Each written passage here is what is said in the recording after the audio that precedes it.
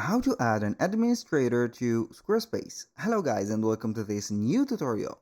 In today's video I'm going to show you how simple and easy it is to add an administrator to your Squarespace website. So we are going to head over squarespace.com, sign in for an account, and then we are going basically to head over the account dashboard. Once we have did that, we're going to select the website that we want to do the process for and click on the black button or the dark button, go to website. Now, what are we going to do next is going to be very simple. We're going to head over to the left side of the screen and we're going to head over the settings. Now, on the settings, we're going to see that the left side of the screen is going to have a lot of items. But the most important part here is going to be the permissions and ownership. So we're going to click on it. Now, we're going to have only one element. Invite people to edit this site, manage permissions, and transfer ownership. Click on this, and as you can see, you can go ahead and add two options, either a contributor or an administrator, or a basic author. So the basic author is going to have some limited, let's say, rights to modify something. They can only add blog posts, modify some images, and that's all.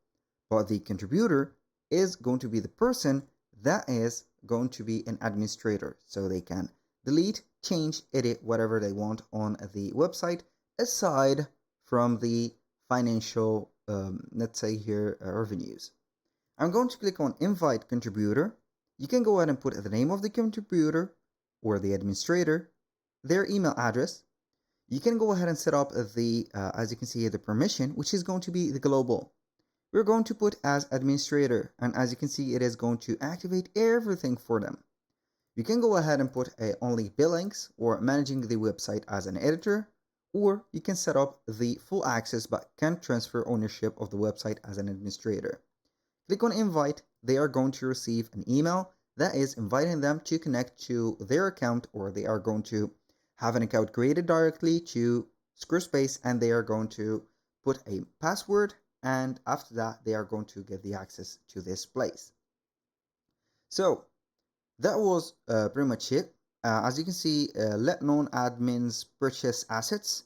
You can go ahead and put this for the contributors or not. It is going to be set up for you. For the assets, they are going to be, let's say, third-party apps or connections, subscriptions, and etc.